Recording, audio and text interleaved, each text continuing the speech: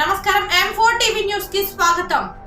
M4 TV news m4telugunews.com website మరియు M4 Telugu news ఈ paper లో వార్తలు ప్రకటనల కోసం సంప్రదించవలసిన సెల్ నంబర్లు 9666650026 మరియు 9014163335. ఓం శ్రీ గురుభ్యో నమః. అందరికీ నమస్కారం అండి. ఈరోజు మనం ఏటి సూతకంలో అంటే ఎవరైనా దగ్గర వాళ్ళు మరణించినప్పుడు ఏడాది మనకి మైలు ఉంటుంది. అటువంటి ఏటి సూతకంలో మనం నిత్య పూజ చేయవచ్చా, ఏటి సూతకంలో నిత్య పూజ చేయవచ్చా, ఏ ఏ పూజలు చేసుకోవచ్చు అనే దాని గురించి తెలుసుకున్నాం. ఇది బ్రహ్మశ్రీ చాగంటి కోటేశ్వరరావు గారు చెప్తుండగా సేకరణ చేసింది. ముందుగా శ్రీ చాగంటి కోటేశ్వరరావు వారి పాదపద్మాలకు గురువర్యులకు నమస్కరిస్తూ 10 మందికి మంచి విషయాలను తెలియాలి అనేటువంటి దృఢ సంకల్పంతో ఈ వయసులో నేను ఆయన చెప్పిన దాన్ని మీకు మరలా ఒకసారి చదివి తెలియజేస్తున్నాను. మీరందరూ కూడా తెలుసుకుంటారని, ఆ గురువుగారి పాదపద్మలకు నమస్కరిస్తారని ఆశిస్తూ ముందుగా గణేశుడి ప్రార్థన. శుక్లాంబరధరం విష్ణు శశివర్ణం చతుర్భుజం ప్రసన్నవదనం ఛాయేత్ సర్వవిఘ్నోపశాంతయే. గురుబ్రహ్మా గురుర్విష్ణు గురుర్దేవో మహేశ్వరః గురు సాక్షాత్ పరబ్రహ్మ తస్మై శ్రీ గురవే నమః. హరి ఓం. ఏటి సూతకంలో నిత్య పూజ మనం చేయవచ్చా, ఏ ఏ పూజలు చేయొచ్చు, ఏమి చేయకూడదు, ఏమి చేయొచ్చు ఏమి చేయకూడదు అనేటువంటి దాని గురించి బ్రహ్మశ్రీ గురువర్యులు శ్రీ చాగంటి కోటేశ్వరరావు గారు యొక్క ప్రవచనంలో సేకరణ చేసి ఆయన చెప్పిన దాన్ని చెప్పడానికి మీకు తెలియజేయడానికి చదివి వినిపించడానికి సాహసం చేస్తున్నాను. ఎందుకంటే 10 మందికి తెలియాలని. ఏటి సూతకం అన్న మాటకు అర్థం ఏమిటంటే, ఎవరి శరీరం పడిపోతే కర్మ చేయవలసి ఉంటుందో కర్మ చేసినటువంటి వారు 1 ఏడాది పాటు పాటించే నియమాల తోరణాన్ని మనం ఏటి సూతకం అంటాం. తల్లి తండ్రి వీరిద్దరి శరీరాలు పడిపోయేటప్పుడు కొడుకు 1 ఏడాది పాటు ఏటి సూతకంలో అంటారు. తల్లి కానీ తండ్రి కానీ శరీరాన్ని విడిచిపెట్టేస్తే ఆ ఏడాది పాటు వాళ్ళ అభ్యున్నతికి సంబంధించినటువంటి కర్మలు మాత్రమే చేయాలి. జీవుడికి 1 ఏడాది మనుష్యలోకంలో ఉన్న కాలంతో అవకాశాన్ని ఇస్తారు. ఎందుకంటే ఆనందభావం కలిగితే శరీరంలో కొడుకు పడతాడు అని చెప్తుంది శాస్త్రం. ఆనందతాతు కదలాలి అంటే హృదయస్థానం నుండి కదిలితేనే కొడుకు వస్తాడని, శరీరంలో ఇంకా ఏ భాగం నుంచి పురుషుడికి ఆనందతాతు కలిగిన ఆడపిల్ల పుడుతుందని, ఆ కొడుకుకి ఉన్న అధికారం ఏమిటంటే ఆత్మావై పుత్రనామాసి, ఆత్మావై పుత్రనామాసి. తండ్రి యొక్క ఆత్మయే కొడుకుగా భూమి మీద తిరుగుతుంది. తండ్రికి గొప్ప శాంతినిచ్చేవాడు కొడుకు. పుత్రగాత్ర పరిష్కంగం అని సుఖం. కొడుకును కౌగలించుకుంటే తండ్రి ఎంత ఆనందం పడిపోతాడో, అటువంటి కొడుకును కన్నప్పుడు ఎంతో మురిసిపోతాడో, అలాగే భార్య కూడా చాలా మురిసిపోతుంది. అంటే కొడుకులు లేనటువంటి వారిని బెంగ పెట్టుకోమని చెప్పట్ల.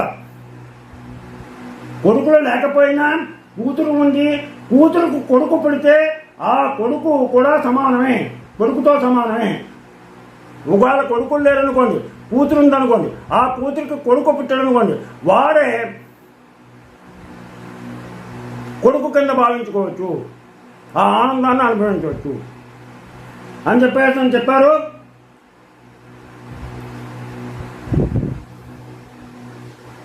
తండ్రికి ఆత్మ బహిర్గతంగా తిరుగుతుండటంతో సమానం.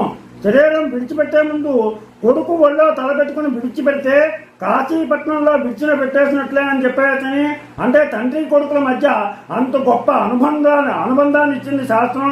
మరణ వేదన కూడా తగ్గిపోతుంది కొడుకు స్పర్శకి అని చెప్పేసని మనకి తెలియజేస్తున్నారు. అటువంటి తండ్రి విడిచిపెట్టేస్తే నీ కోసం ఆయన సమయం వెచ్చించాడు చిన్నప్పటి నుంచి.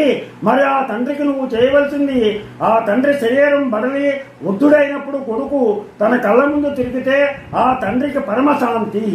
అందుకే మన కళ్ళెదురకుండా వృద్ధాప్యంలో మన కళ్ళెదురకుండా ఉండాలని ప్రతి ఒక్క వ్యక్తి కూడా కోరుకుంటాడు. తండ్రి శరీరం పడలి వృద్ధుడైనప్పుడు కొడుకు తన కళ్ళ ముందు తిరిగితే ఆ తండ్రికి పరమశాంతి.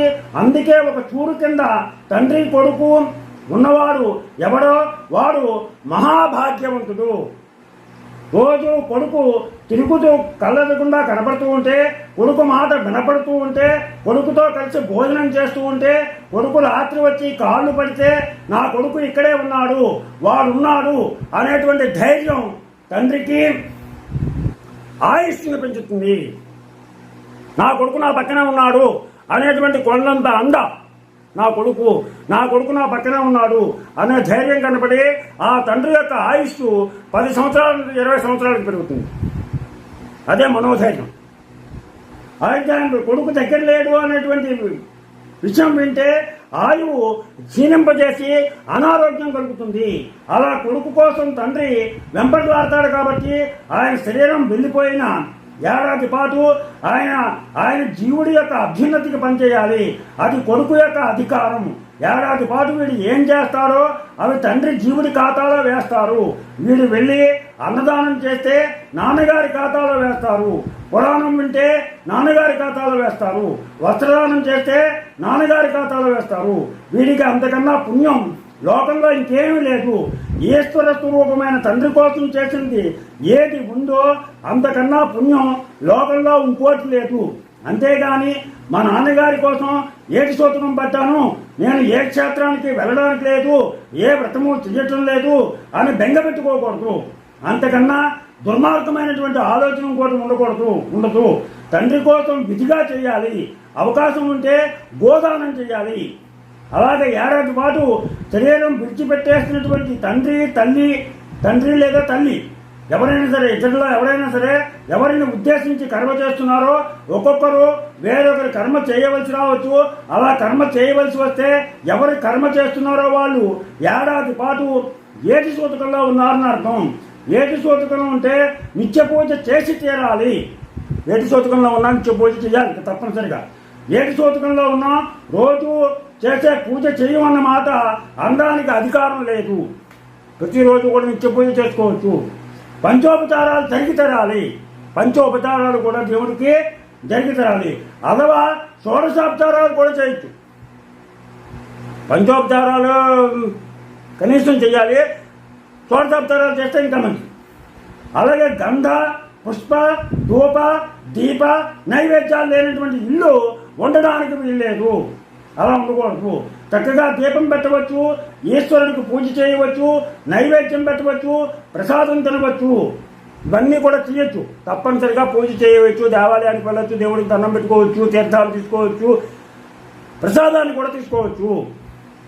అయితే చెయ్యకూడదు ఏంటంటే నోములు చేయడం, అలాగే వ్రతాలు చేయడం, అలాగే భార్యాభర్తలు కలిసి పీటల మీద కూర్చుని నోములు వ్రతాలు ఆచరించడం, అలాగే నిత్య పూజలో ఇద్దరు కూర్చుని చేసిన దోషం ఏమన్నది. కానీ ఇద్దరు కూర్చుని చేయొచ్చు. పీటల మీద కూర్చోవడం అంటే వ్రతాలు వీటికి మాత్రం ఇద్దరు కూర్చుని చేయడం నిషిద్ధం. అది తప్పనిసరిగా నిషిద్ధం. పీటల మీద కూర్చోవడం అంటే నైమిత్తికానికి సంబంధించినటువంటి కల్పంతో ఉంటుంది కాబట్టి అటువంటి పనులు మాత్రం చేయకూడదు. భార్యాభర్తలు ఇద్దరు కలిసి నోములకు కానీ వ్రతాలు కానీ ఇలాంటి వాటికి కూర్చోకూడదు. పూజ మాత్రం చేసుకోవచ్చు. అలాగే కొండలు ఎక్కకూడదు. అలాగే కొండల మీద ఉన్నటువంటి దేవాలయాలు దర్శనం చేయడానికి వెళ్ళకూడదు. కొండలు ఎక్కకూడదు. కొండల మీద ఉన్నటువంటి దేవాలయాలను దర్శనం చేసుకోకూడదు. పండుగలు మొదలైన సంబరాలు చేసుకోకూడదు. పండుగ చేసుకోకూడదు.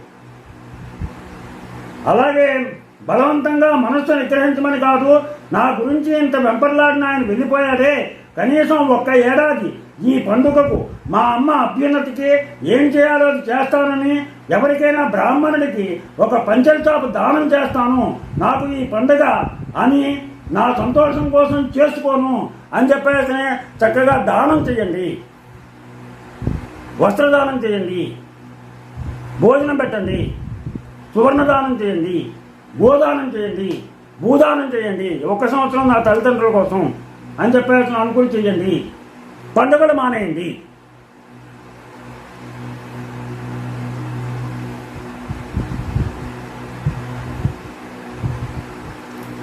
ఎవరైనా బ్రాహ్మణుడికి పంచల చాపు దానం చేయండి.